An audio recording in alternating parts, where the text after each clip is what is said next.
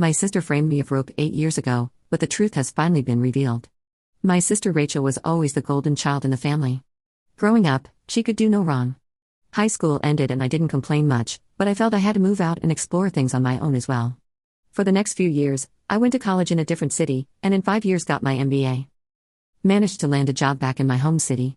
During this time, my contact with the family was minimal except for the birthdays and visiting them during the holidays.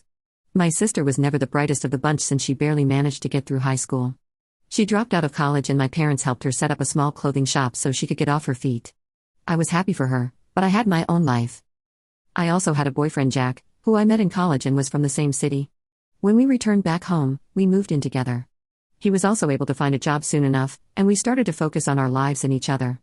It was during the holidays of 2006 when I introduced my family to him. They were surprisingly warm and receptive towards him and also made me feel more loved than I had experienced in the past 22 years of my life. I noticed my sister was looking at him during that entire gathering, but thought nothing of it. Since then, she started frequenting my apartment a bit too often. We went from meeting each other once in 3 months to almost daily very quickly. At that point, I had to draw boundaries and tell her that she's welcome occasionally, but I did not like her presence in my place daily as she came during the evening when Jack and I were both at home and tried to unwind after a hectic day from work. That erupted into a huge fight with my parents. In the end, she apologized and said that she would not bother me. Then onwards, she used to come only once a month on a weekend, which I was okay with, and made attempts to make small talk with Jack, which was still fine by me as it never was anything beyond that.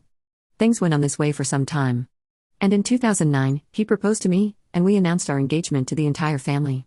My parents were happy for me, but my sister just shook my hand and left the small party I'd organized for this occasion. After that, I didn't see her for a couple of weeks. We got married in 2010, during which I noted my sister had an 8+1 named David, and she told us that she was dating him.